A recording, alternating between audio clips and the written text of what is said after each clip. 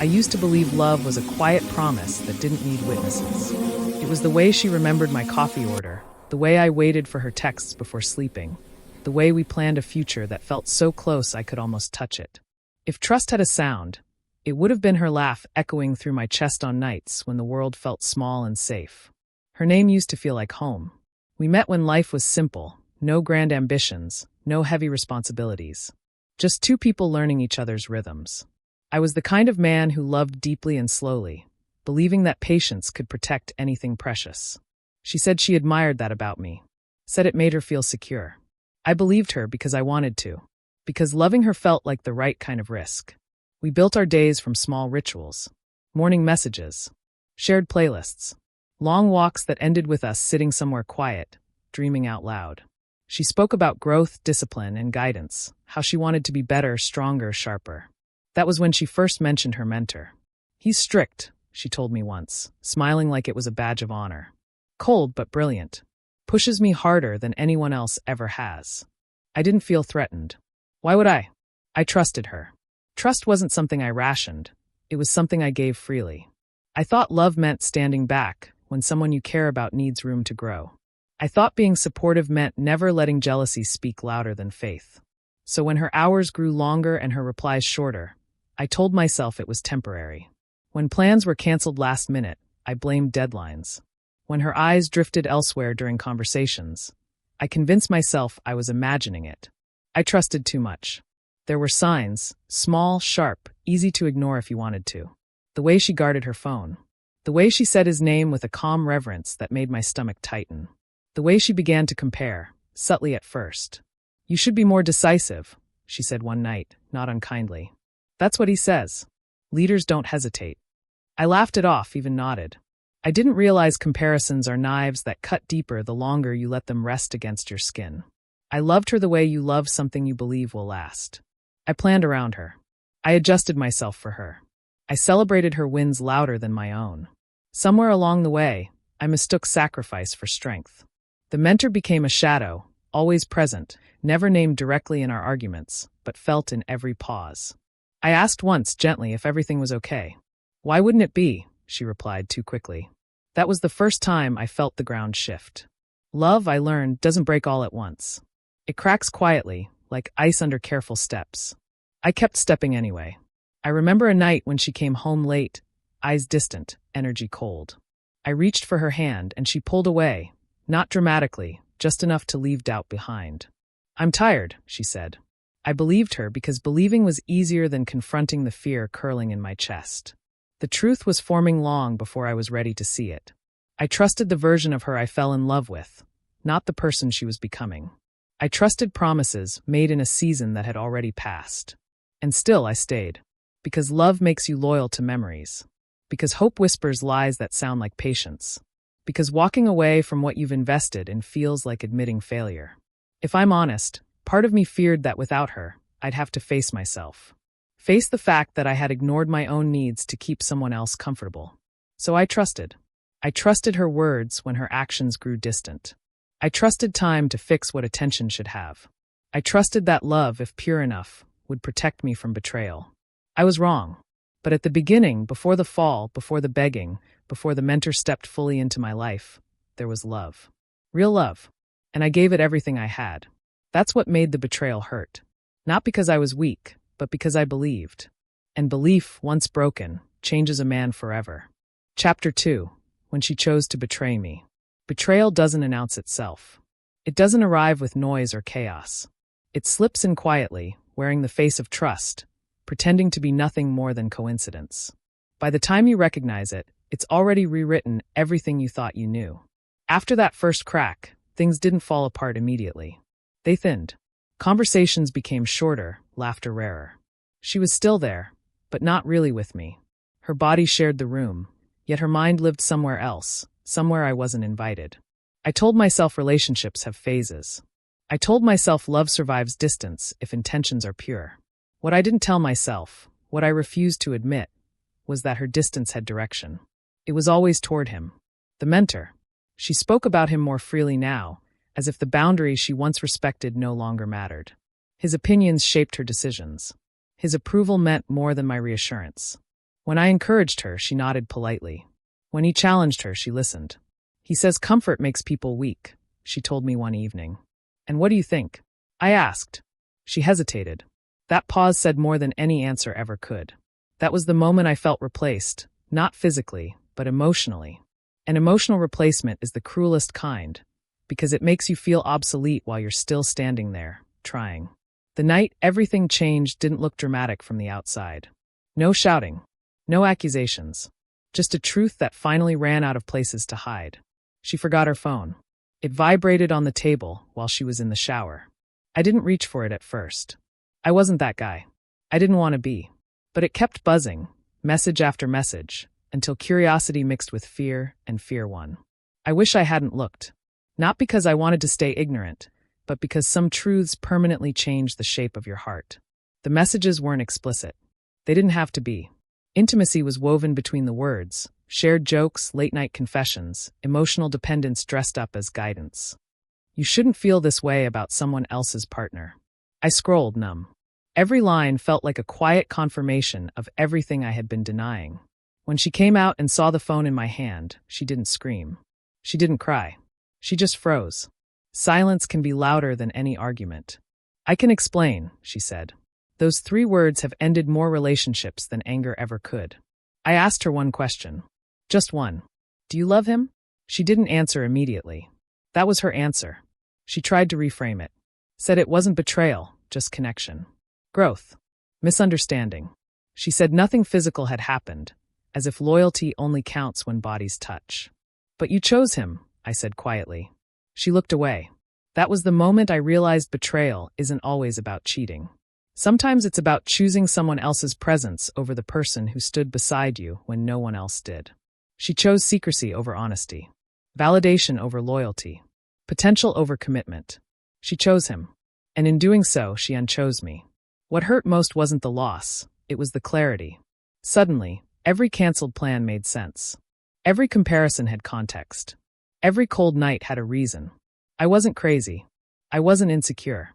I was being replaced. She cried then. Real tears. Said she was confused. Said she didn't mean for it to happen. Said she needed time. Time. The word people use when they want space without responsibility. I didn't beg. I didn't argue. I didn't fight for someone who had already loosened her grip on me. I just nodded. That calm shocked her more than anger ever would have. You're not even going to try? She asked. I already did, I replied. She left that night with unfinished sentences hanging in the air. The door closed softly behind her, but the sound echoed inside me like something breaking beyond repair. I sat alone, replaying everything, wondering where I had failed. Then I realized the truth that finally set me free. Loyalty isn't something you earn by becoming smaller. Love isn't proven by how much disrespect you tolerate.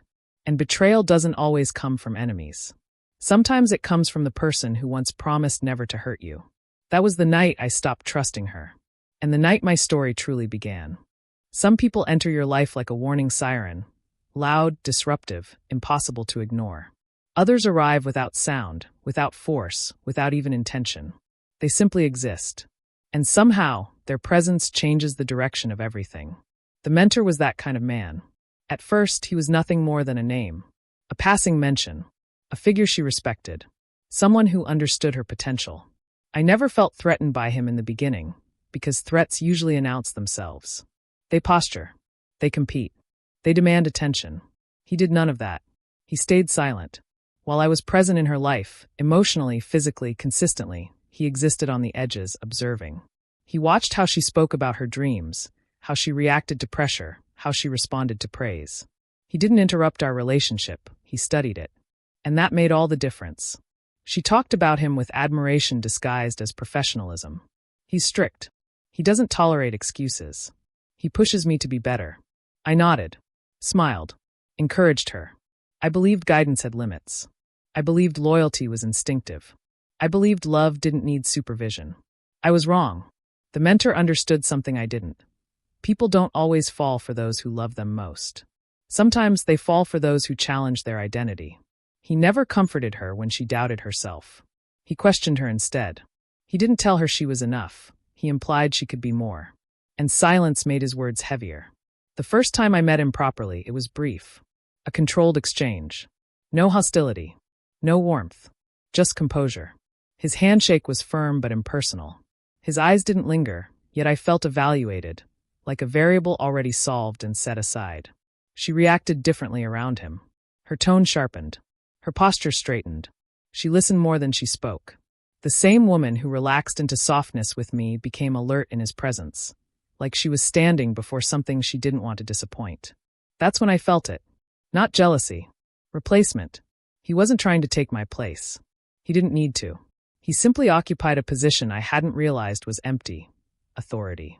I gave her safety. He gave her direction. I gave her reassurance. He gave her standards. I offered warmth. He offered distance, and distance, I learned, can feel powerful to someone who fears becoming ordinary. After the betrayal came to light and she walked away, the mentor remained silent. No apology. No explanation. No defense. His silence wasn't ignorance, it was intention. Men like him believe restraint absolves them. They let outcomes speak so they never have to. For a long time, I hated him. Not violently. Not openly. Quietly. He became the symbol of everything I lost and everything I wasn't. When I thought of him, my chest tightened. Not because he won, but because he never competed. He didn't need to break rules. He simply let her gravitate. That realization hurt more than anger ever could. Because it meant the betrayal wasn't stolen. It was chosen. Slowly, painfully, my hatred began to change shape. I replayed moments from the past with clearer eyes. The nights she came home distant. The way she repeated his words like truths instead of opinions. The comparisons she claimed were harmless. You should be more decisive. He says discipline matters more than feelings. He thinks comfort makes people weak. I had laughed then. I wasn't laughing anymore. The mentor never told her to leave me. He never had to. All he did was embody something I wasn't becoming. While I adjusted myself to keep love peaceful, he stood unadjusted. While I made space, he claimed it. And for the first time, I asked myself a question that terrified me. When did love teach me to shrink? I began to study him, not obsessively, but honestly. I noticed how he spoke less and listened more. How he allowed silence to make others uncomfortable while he remained calm. How he never explained himself unless necessary. People leaned toward him naturally, desperate to earn the approval he never freely gave. That wasn't arrogance. It was control. And control, unlike affection, doesn't beg to be valued. That's when the truth finally settled in my chest. The mentor didn't take her from me.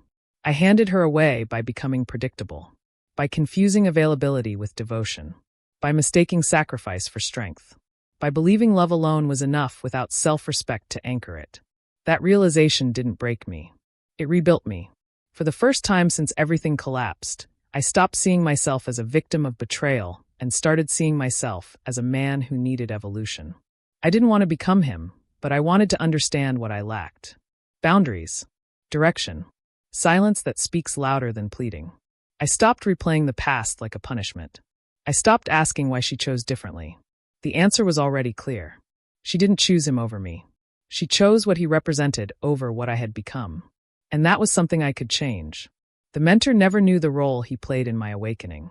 He remained distant, unknowable, watching from the edges as my world shifted. But his silence forced me to confront the noise within myself. The need to be chosen, the fear of being alone, the habit of overgiving. In a strange way, he did me a favor. Not by betraying me, but by exposing me. Because from that moment on, I promised myself one thing. I would never again lose someone because I forgot who I was trying to become. And the man I started building after that realization was someone my past would never recognize. Moving on is rarely dramatic. There are no speeches, no sudden clarity, no moment where the pain simply switches off. For me, moving on felt more like stepping into a quiet room after years of noise. Uncomfortable at first, then strangely peaceful. It wasn't about forgetting her. It was about finally seeing myself without her reflection distorting everything. After she left, days stretched longer than they used to. Mornings were the hardest. I'd wake up expecting messages that never came, reach for a phone that stayed silent. At first, I mistook that silence for loneliness. Later, I understood it as space I had never allowed myself before. She never looked here. She never looked at the man who had paused his own growth to keep a relationship steady. She never noticed how often I adjusted my pace to match hers, how frequently I chose calm over ambition just to avoid conflict. Loving her had slowly taught me how to wait. Losing her taught me how dangerous that habit was. I didn't chase closure. I didn't ask for explanations. Some answers arrive only when you stop asking the wrong people. Instead, I withdrew, not from the world, but from the version of myself that needed to be chosen to feel worthy. The first change was routine. I began waking up earlier, not to prove discipline, but to reclaim time. Dawn became a private promise. While the world slept, I worked, on my body, my focus, my patience. There was something grounding about repetition, about choosing discomfort on purpose. It reminded me that progress doesn't require permission. Pain didn't disappear. It followed me quietly, like a shadow that softened as the days passed. But unlike before, I didn't fight it. I let it sit with me during long walks, during empty evenings, during moments when memories tried to pull me backward. I learned that pain loses power when you stop running from it. She never looked at that man, the one learning to sit alone without collapsing. I stopped checking her life from a distance. No updates. No quiet comparisons. That habit had kept me tethered to a story that was already over. Detachment wasn't cruelty, it was survival. You can't build a future while staring at a closed door. What surprised me most was how moving on didn't feel like replacing her. There was no new love, no distraction, no sudden attachment. It felt like returning, like finding parts of myself I had left behind while trying to be someone easy to love. I rediscovered ambition. Not the loud, boastful kind, but the steady pull towards something meaningful. I set goals without explaining them to anyone. I worked without announcing progress. For the first time in years, my effort wasn't motivated by approval. It was driven by alignment. She never looked at that either. The mentor noticed, though, not intentionally, not romantically, but perceptively. We crossed paths again through circumstance. The interaction was different this time. No evaluation. No distance. Just acknowledgement. "You've changed," he said once casually, as if commenting on the weather. I nodded. That was all. I didn't need validation from him, and that was the difference. Growth feels different when it's rooted in self-respect instead of resentment. I wasn't trying to prove anything, to him or to her. I was building quietly, deliberately, without spectators. Moving on taught me something uncomfortable but necessary. People can only value what they're capable of seeing. She couldn't see the discipline forming in silence, the confidence growing without applause, the man learning to choose himself without guilt. And that wasn't her failure alone. I had taught her to overlook me by always being available, by always forgiving, by always waiting. Moving on meant unlearning those patterns. It meant setting standards without announcing them. It meant understanding that peace doesn't come from being chosen. It comes from choosing correctly. There were nights when memories returned uninvited. Moments when laughter echoed too clearly, when shared plans resurfaced like unfinished sentences. In those moments, I didn't romanticize the past. I reminded myself of the cost. Love shouldn't require self-abandonment.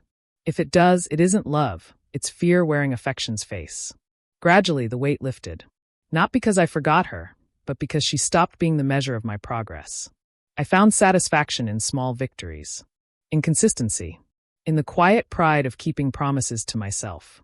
Moving on wasn't loud enough for her to notice. And that was the point. She never looked where I was going, only where I used to stand.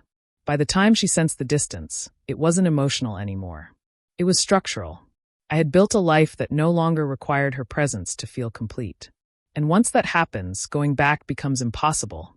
Not out of bitterness, but out of clarity. Moving on isn't rejection. It's redirection. And the path I chose led somewhere she had never bothered to look, because it required patience, humility, and the courage to walk alone. That was the moment I realized something profound. I didn't lose her. I found myself. And the man I was becoming didn't need to be seen by the past to know he was moving forward. People say time changes everything. I don't believe that anymore. Time doesn't change people, it reveals them.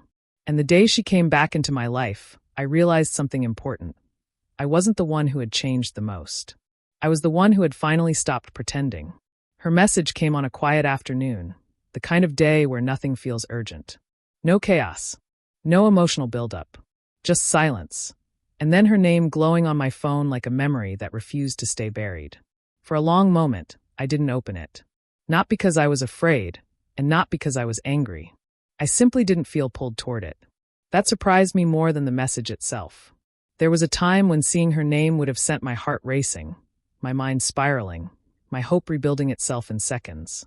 That man didn't exist anymore. When I finally read her message, it was exactly what I expected, and yet exactly what I no longer needed. I've been thinking about you. I made a mistake. Can we talk? 3 sentences. No explanations. No responsibility. Just enough emotion to test whether the door was still unlocked. I didn't reply right away. Silence had become my habit, not as punishment, but as clarity. I had learned that urgency often belongs to people who are afraid of facing the truth. And I wasn't afraid anymore. Days passed before we agreed to meet. A public place. Neutral ground. No memories attached. When she walked in, I felt something unexpected. Distance. She looked familiar, but she didn't feel familiar. The confidence she once wore effortlessly now seemed rehearsed, fragile. Her eyes searched my face the way mine once searched hers, hoping to find reassurance. We sat across from each other. At first, the conversation stayed shallow. Work. Weather. Safe territory. It felt like 2 people pretending they hadn't once planned a future together. But truth has a way of surfacing when silence lasts too long. I was wrong, she finally said. Her voice shook. Not dramatically, just enough to be real. I thought I knew what I wanted. I didn't. I listened. I didn't interrupt. I didn't rush to comfort her. Not because I lacked compassion, but because I no longer felt responsible for her emotions. She talked about confusion, about pressure, about choosing ambition over connection, about mistaking emotional distance for strength. And then, inevitably, she spoke about him, the mentor. He wasn't what I thought, she admitted. Everything was controlled. Cold. I thought that meant power. I nodded once. I didn't feel satisfaction hearing that. No victory. No relief. Just understanding. People often confuse intensity with depth, discipline with dominance, silence with wisdom. I had learned that lesson the hard way. She leaned forward, hands clasped tightly, as if holding onto the table might keep her from falling apart. You were always there for me, she said. I didn't value that. I see it now. There it was. Not love. Recognition. She didn't miss me. She missed the stability I gave her before she learned how unforgiving life becomes when affection has conditions. She reached for my hand. I let her touch it, but I didn't respond. That lack of reaction unsettled her more than rejection ever could. I never stopped caring about you, she said quickly. I just lost myself. I believed her. And that was exactly why I couldn't take her back. Because people who lose themselves often use others as anchors. And I refused to become someone else's emotional safety net again. She asked about my life now. So I told her, not to impress her, not to provoke regret, but because honesty had become effortless. I spoke about routine, about solitude, about discipline, about how I had learned to sit alone without feeling empty. I told her how peace had replaced chaos. She listened the way I once did, quietly, attentively, realizing too late that she was sitting across from someone who no longer needed her presence to feel complete. I miss us, she whispered. I looked at her then. Really looked at her. You miss who I was, I said gently. Not who I am now. Her face crumbled. Tears followed. Real ones. I'll change, she said.